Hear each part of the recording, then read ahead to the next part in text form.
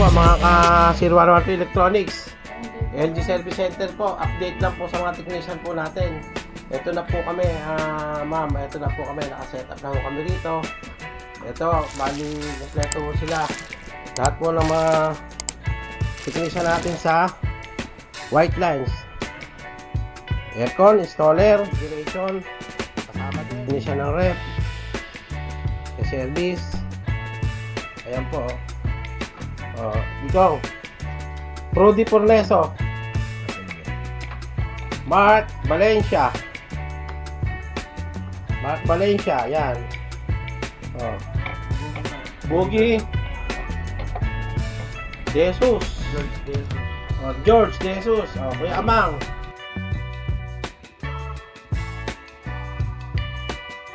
Luis. Ayan po si Luis. Ayan, ma'am. Si Luis.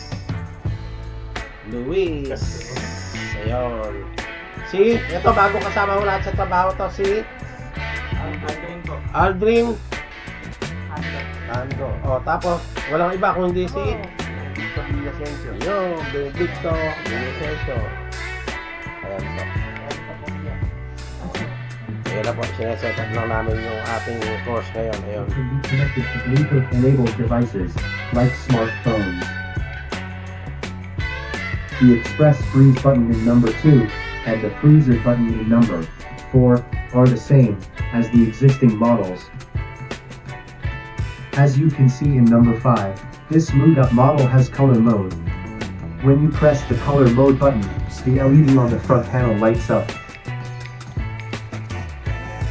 Depending on the settings, it flashes once with a welcome alarm to activate the color mode. If you press the color mode button, the Wi-Fi indicator in 6 lights up with the color we set. To change the color on the thin QED, press the button to connect to Wi-Fi.